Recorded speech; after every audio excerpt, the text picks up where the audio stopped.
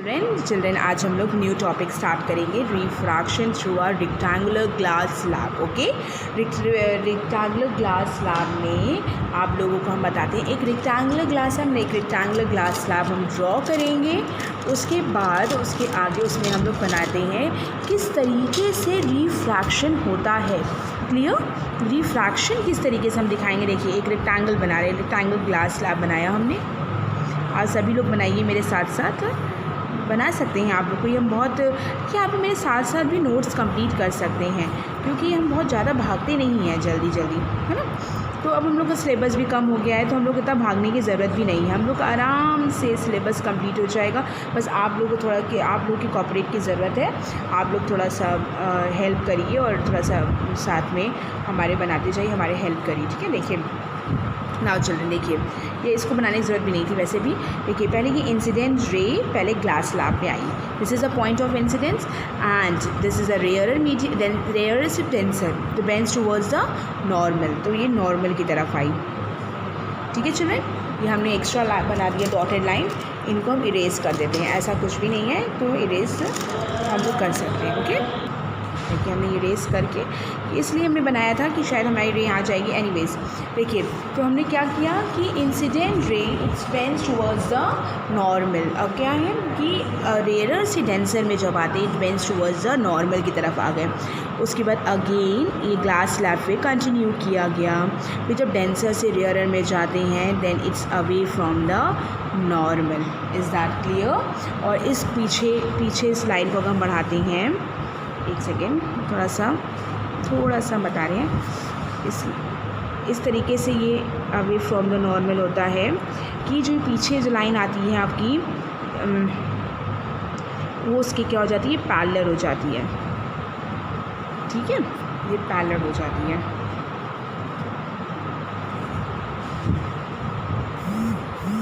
ठीक, बात समझ में आई आप लोग को? It's away from the normal. ये देखिए, ये हो गया, ये हो जाएगा। ठीक है, इसको आप लोग ये देखिए, बेंड्स नहीं है, ये बेंड वाला है ना, ये अभी हो गया। थोड़ा सा ये दिखाते हैं हम लोग। This is angle of incidence, this is I, इसको I1 भी कह सकते हैं। और this is angle of refraction, this is R1। ठीक है चिल्ड्रन, दिस इज़ नहीं, वेट हमारा एंगल ऑफ रिफ्रैक्शन गलत बना है। वेट, ये देखिए बेटा, एंगल ऑफ रिफ्रैक्शन तो ये होता है ना, दिस इज़ R1। नॉर्मल और रिफ्रैक्टेड रे के बीच वाला एंगल ऑफ रिफ्रैक्शन होता है, तब पता है। ये फिर अगेन ये इसकी डेंसर से रेयरर की क्या हो गई, ये इंसिडेंट रे हो गई। That means this is I2 हो जाएगा। और ये इधर से जब पास हो गया क्या हो गया, ये R2 हो गया।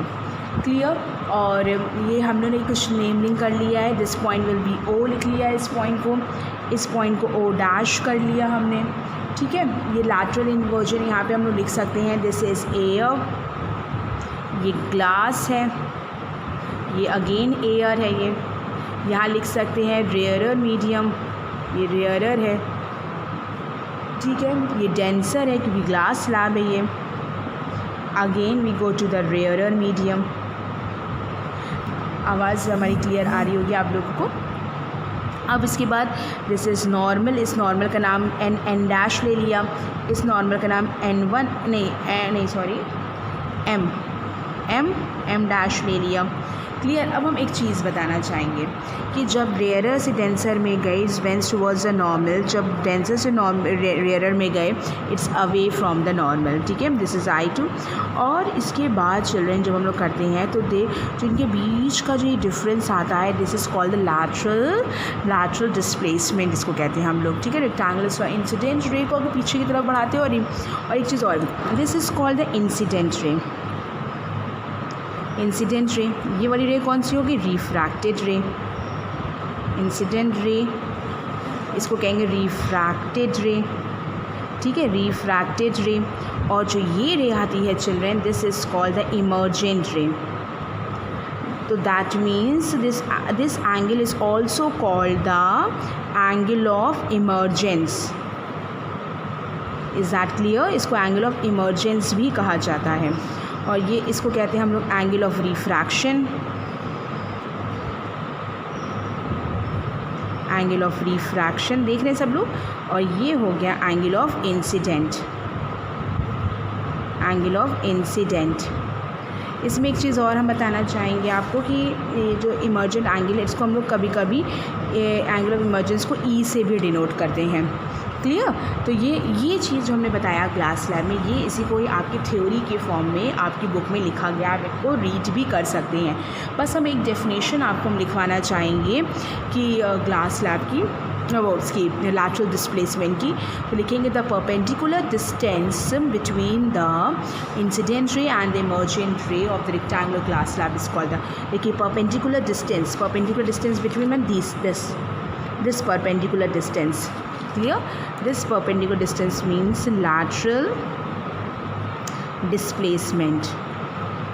तो यही हम बस इसमें डेफिनेशन लिखवाएंगे, अदरवाइज़ और हम इसमें कोई डेफिनेशन नहीं लिखवा रहे आप लोगों को। और इसके जो भी चीज़ पार्ट्स हैं आप लोग लिख सकते हैं पहले कि when the rays passes from the rarer medium to denser medium, that means to glass and bends towards the normal, the normal ray is the refracted ray is O dash, and again the perpendicular will be generated M dash, normal will be generated on the point of incidence O dash पे point of incidence में M dash हो जाता है। Then the rays again goes back to rare denser medium to rare medium, then away from the normal, this away from the normal rays, this ray will be called as the emergent ray. The angle between the normal and the emergent ray is called the angle of emergence. This is denoted by small e। And the perpendicular, अब जो हम लिखवा रहे हैं distance का, the perpendicular distance लिखिएगा आप लोग, ठीक है? उसको आप लिख सकते हैं या आप समझ भी लीजिए, एग्ज़ाम में किस तरीके से आपको करना है आप कर भी सकते हैं। The distance between the incident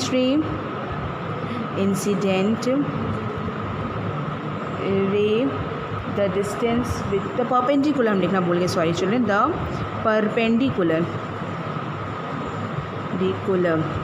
perpendicular distance between the incident ray and emergent ray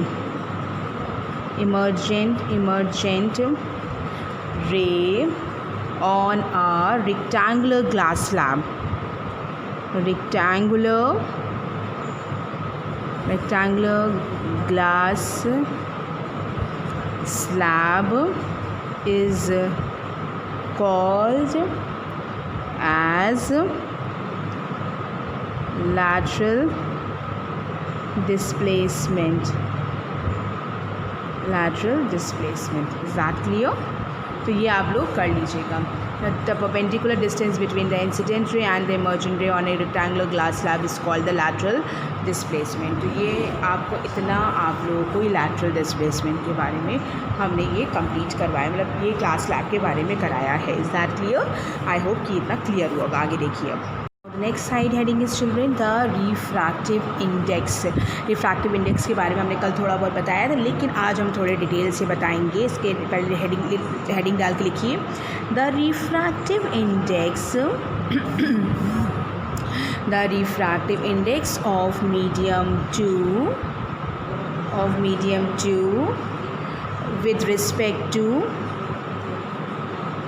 with respect to medium 1 is equal to the ratio of the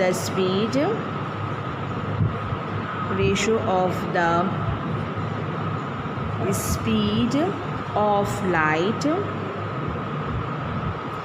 of light in medium 1 and the speed of light and the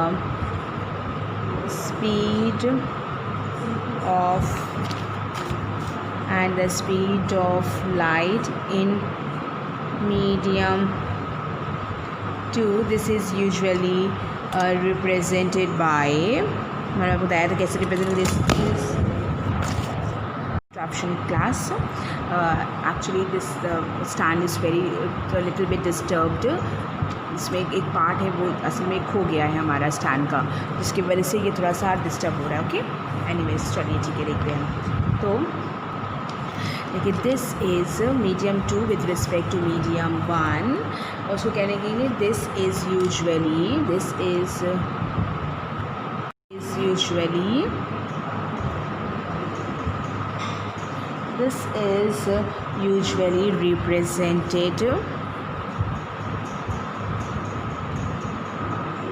represented by 1 and 2 or n1 2 or n2 1, ठीक है। 1 and 2 को हम लोग क्या कहते हैं children, n2 1। इसका मतलब होता है the refractive index of medium 2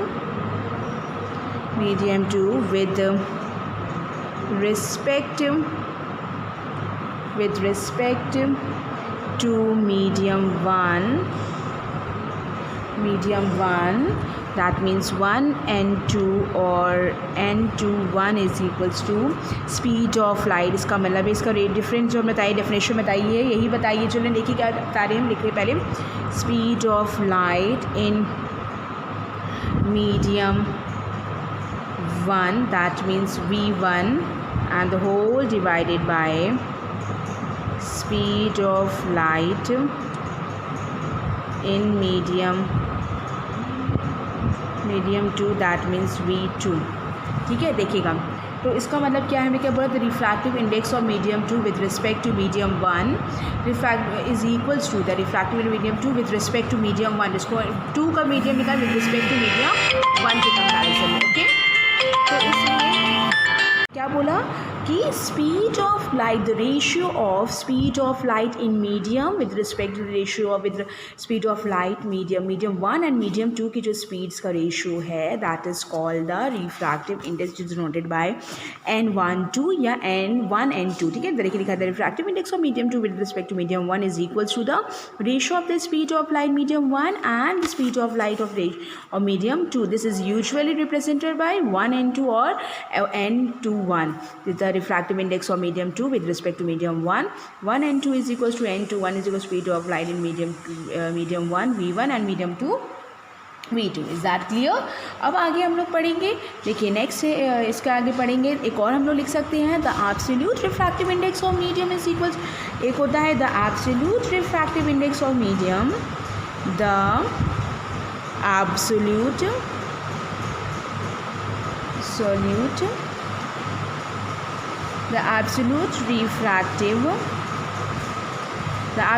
refractive index of a medium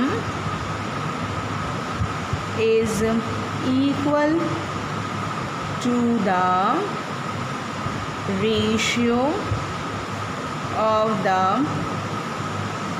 speed of light means c। Speed of light का सबको वैल्यू पता है, 3 × 10⁸ मीटर पर सेकेंड, याद है सबको। Light in and in the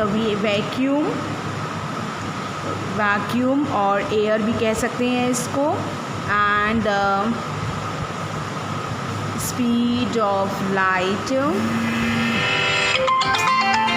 in vacuum and और the speed of light, speed यहाँ पे वैक्यूम का हो गया, in vacuum and the speed of light in that particular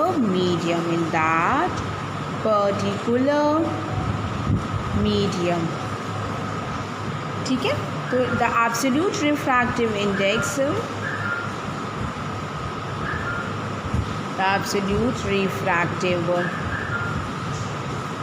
index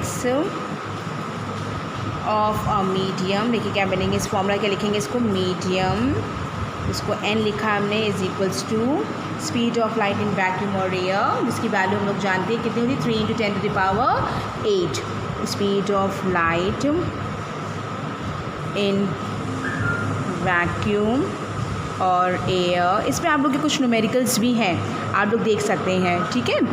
और speed of light in medium, that means v। Clear.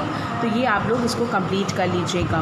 ठीक है, इतना आप लोग कंप्लीट कर लीजिएगा। हम इसके साथ एक आपको एक न्यूमेरिकल समझा रहे हैं, फॉर एग्जांपल करके एक एग्जांपल समझा रहे हैं आप लोग को इसका। देखिए जैसे कि हमारे पास लिखा हुआ है क्वेश्चन, आई हैव देखिए लाइट, एंड ये NCERT का भी होगा। Light enters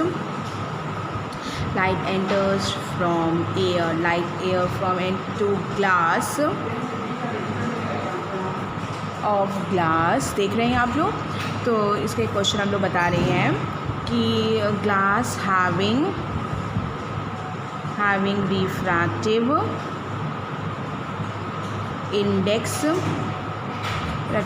index is 1.50. What is the speed of light in the glass? The speed of light in vacuum is the speed of light in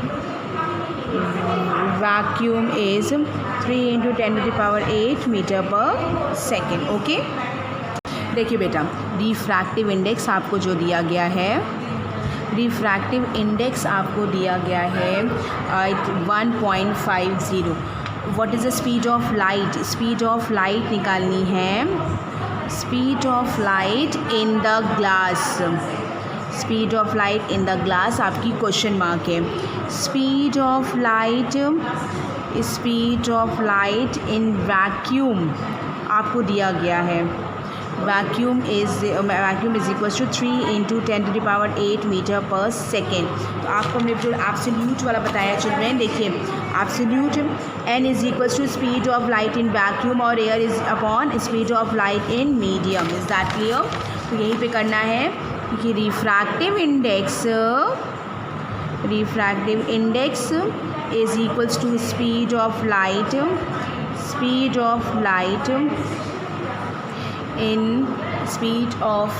in air या vacuum कुछ भी लिख सकते हैं, divided by speed of light in any medium. कौन आपको medium क्या दिया है? ग्लास दिया गया है। Speed of light in the glass, ठीक है। तो देखिए speed of light in air, speed of light in air की वैल्यू दिया गया 3 × 10⁸। ग्लास का आपको निकालना है तो Vg आप चाहे तो लिख सकते हैं इसको, और रिफ्रैक्टिव इंडेक्स भी आपको दिया है 1.50। तो Vg is equals to glass पे निकालना है 3 × 10⁸ डिवाइडेड बाय 1.50। जब इसको सॉल्व करेंगे चिल्ड्रेन तो देखिए हटाएंगे तो ये ऊपर आएगा 10 और cancel. This is 30 divided by 15 × 10⁸, 2 × 10⁸ metre per second. This is your answer. इससे रिलेटेड जो भी न्यूमेरिकल्स हैं आप उसको ट्राई कीजिएगा। हम आप लोगों को नेक्स्ट क्लास में नेक्स्ट टॉपिक पढ़ाएंगे। आपके पास न्यूमेरिकल्स बहुत सारे हो गए करने के लिए। रिफ्रैक्टिव इंडेक्स के न्यूमेरिकल्स भी हैं और साथ में जो हमने स्फेरिकल मिरर बनाया था उसके न्यूमेरिकल्स भी हैं। तो सारे न्यूमेरिकल्स हम लास्ट में डिस्कस करेंगे, लेकिन अभी आप अपनी प्रैक्टिस के लिए कर सकते हैं। Okay children, thank you children, have a nice day.